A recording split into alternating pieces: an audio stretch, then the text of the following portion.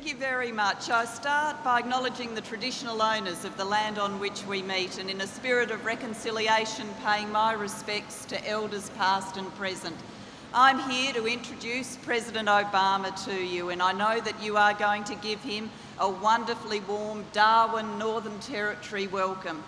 We're here for three reasons.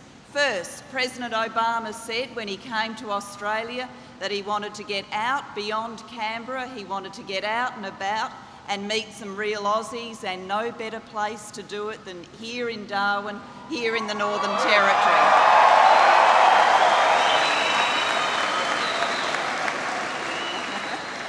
President Obama, a few characteristics of these real Aussies, having spent some time last year in Afghanistan watching the AFL Grand Final replay with them. They love their sport even when Collingwood wins. It's always a controversial call. They like having a drink with their mates, but when they're deployed overseas, we feed them this toxic brew called near beer. I'm sorry about that. They love their country, they work hard in a spirit of mateship and accepting responsibilities. So President Obama here to see some real Australians.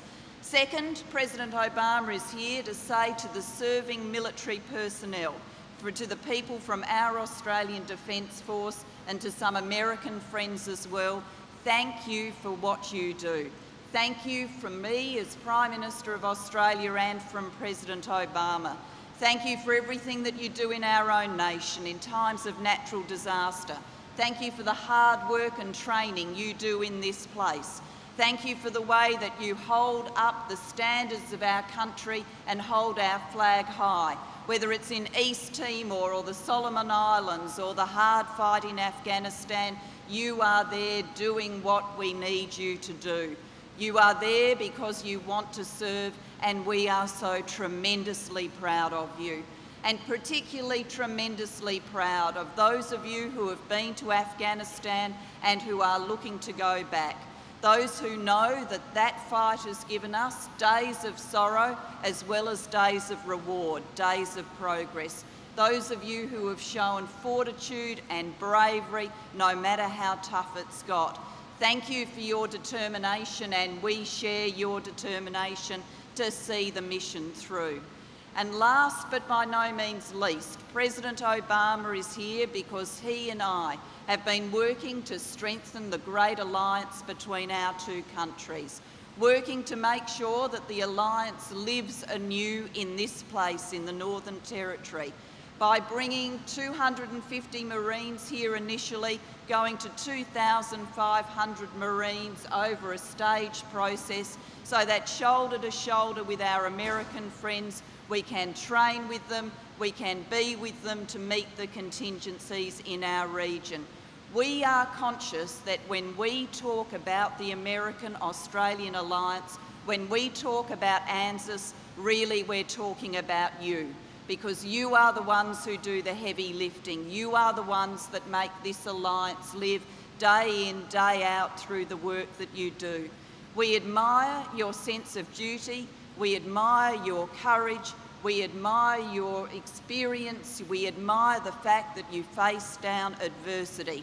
And the President of the United States of America is here to tell you that himself. Ladies and gentlemen, one and all, President Obama.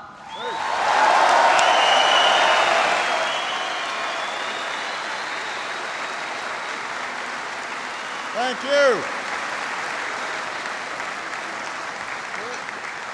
Hello, everybody. How are you going? Well, I know that you all have a great Australian cheer. I want to hear it. So let me say first, Aussie, Aussie, Aussie.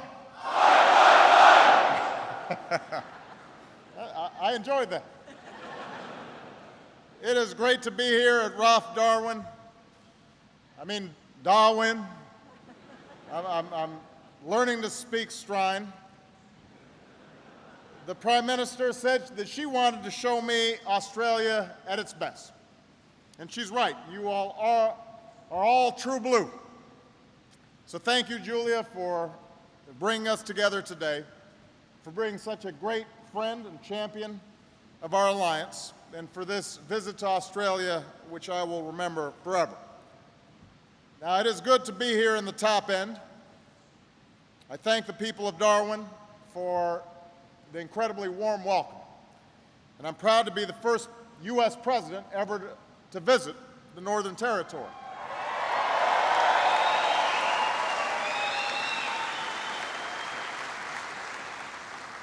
I want to begin by respectfully acknowledging the traditional owners of this land and their elders, past and present. You are one of the world's oldest continuous cultures, and I want you to know that your strength, your dignity is an inspiration to me and people all around the world. I'm not going to give a big speech. It's a little hot. I already gave a big speech. What I really want to do is spend a little time shaking some hands. I'm not sure I'm going to be able to reach all the way back there. As the Prime Minister said, we're celebrating the 60th anniversary of our great alliance. And we couldn't think of a better group to do it with than you. All of you are the backbone of our alliance. It's an honor to be here with Australia's legendary diggers. You are some of the toughest warriors in the world, and so are another group of folks here today, our extraordinary United States Marines.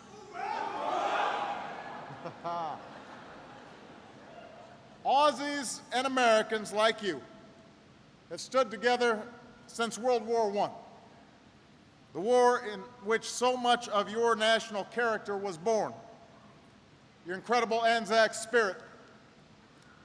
But in a sense, it was here, in Darwin, where our alliance was born, during Australia's Pearl Harbor. Against overwhelming odds, our forces fought back with honor and with courage. The Prime Minister and I just paid our respects at the memorial to one of the ships lost that day, the USS Perry. And we looked out at those beautiful blue waters where so many Australians and Americans rest where they fell together.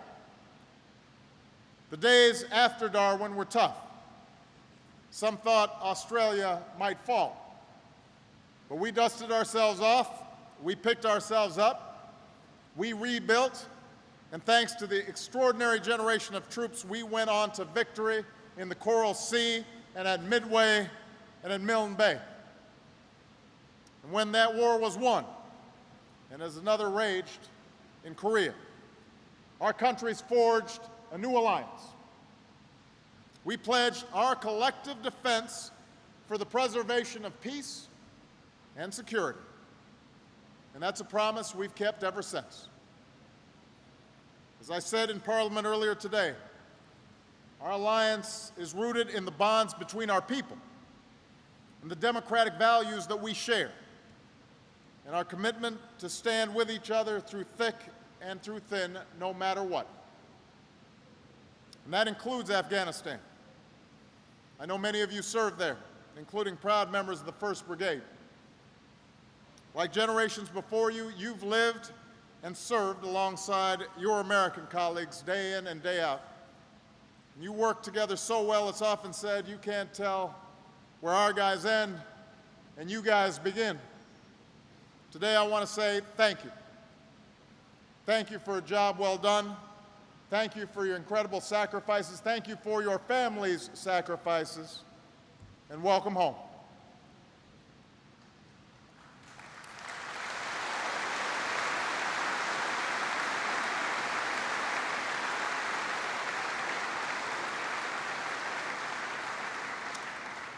Others among you served in Iraq and on dangerous missions around the globe. Among us today are families whose loved ones made the ultimate sacrifice in today's wars. And this morning, the Prime Minister and I paid our respects at the Australian War Memorial. And in that magnificent space, I saw the roll of honor with the names of your fallen heroes, including those from Afghanistan. And to their families, I say no words are sufficient for the depth of your sacrifice.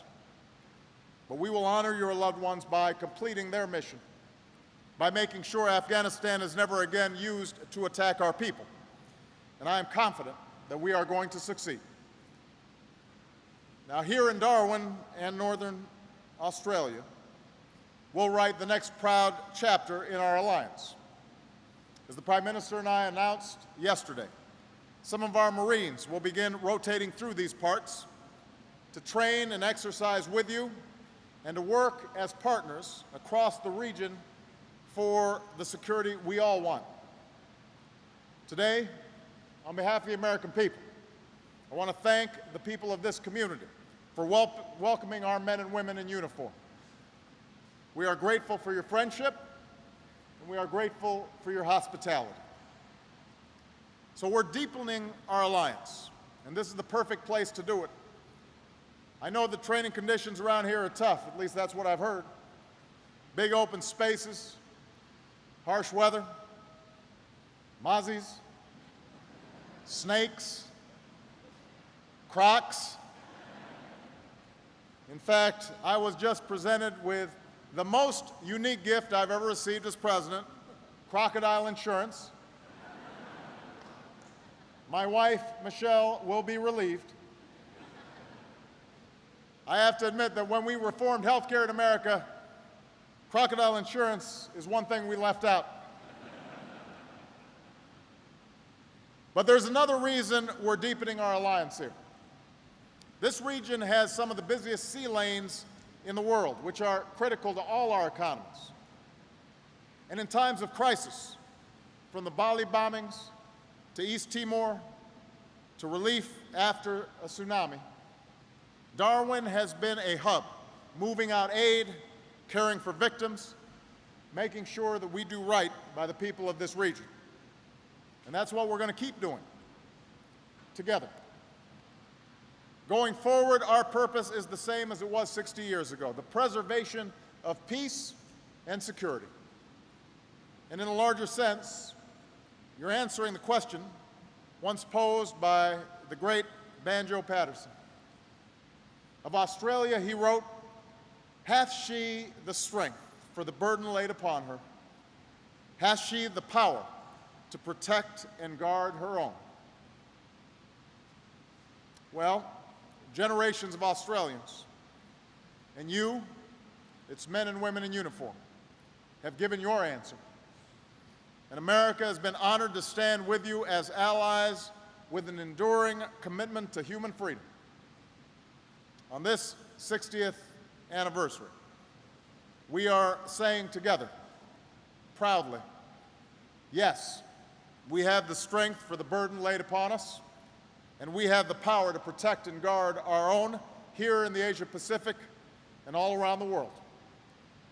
So thank you all for your extraordinary service, and thank you for representing the very best of our two countries.